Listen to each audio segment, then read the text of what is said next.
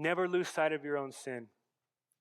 Never lose sight of your own sin. When we're thinking about how to respond to cultural pressures and looking at barriers to the gospel in our city in this day that we live in, and questions come and accusations come, how should we respond? How should we carry on public dialogue? How should we walk the road of being faithful to the message of the gospel and the mission of loving lost people? Number 10, never lose sight of your own sin, Christian.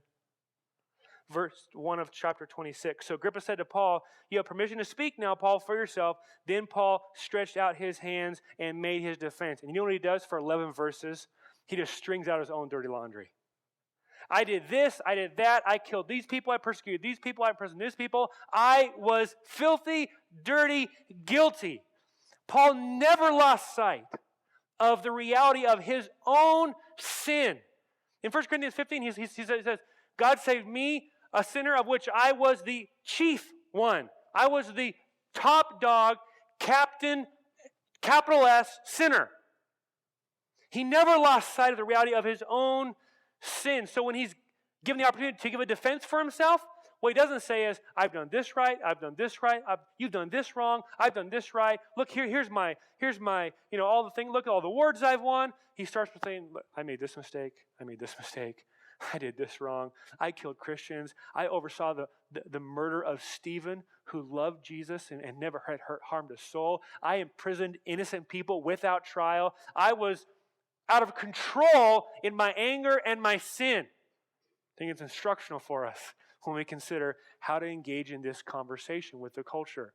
If we ever lose sight of our sin, we will come off sounding like we are self-righteous jerks, because that's what you become if you lose sight of your own sin. Jerry Bridges said like this: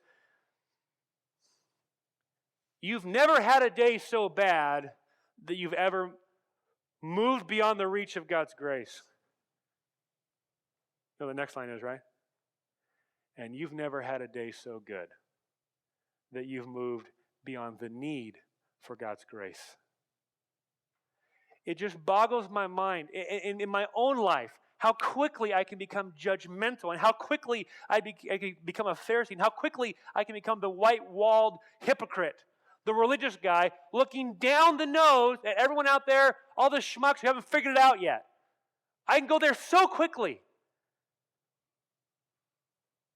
God saves me from an addiction, or saves me from a sin, or forgives me for my wrongdoing, and 3 hours later, I'm looking down my nose at someone who's still stuck in it. What's that schmuck doing still?